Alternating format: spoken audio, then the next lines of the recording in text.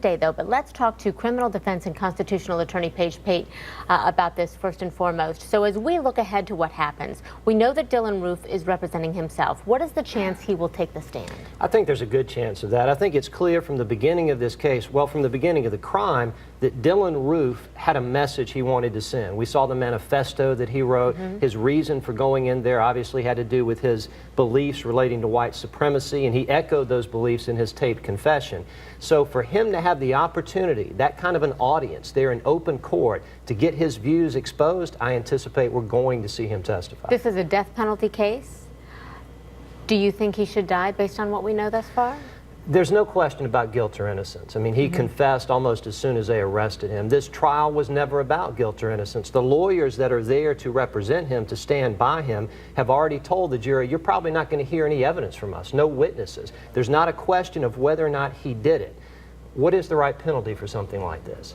The state is also seeking the death penalty. The federal government doesn't usually do it unless it's a terrorism type case, and many people can equate this case to terrorism because he had an agenda and he killed people.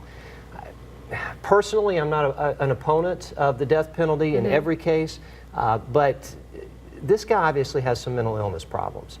The judge But he was found capable of standing trial. But competency is different from mental illness. Competency requires only that you have some general idea of what's going on and you can help your lawyers. It doesn't mean you understand the consequences of your action. I think it's clear this guy was operating under some type of a delusion. I mean, the way he calmly described what he did and admitted what he did, I think shows that not everything's working right in his brain. And the lack of remorse. And the complete lack of remorse. So are you saying when we look at this, because they're essentially just trying to keep him off death row, they're not, they're trying to save his life, they're not trying to determine whether he's guilty.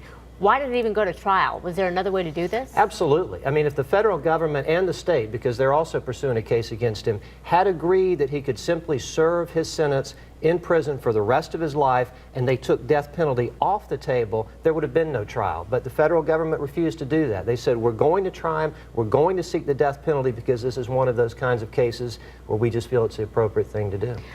So we have this jury of 10 women, 2 men. 9 of them are white, 3 of them are African American.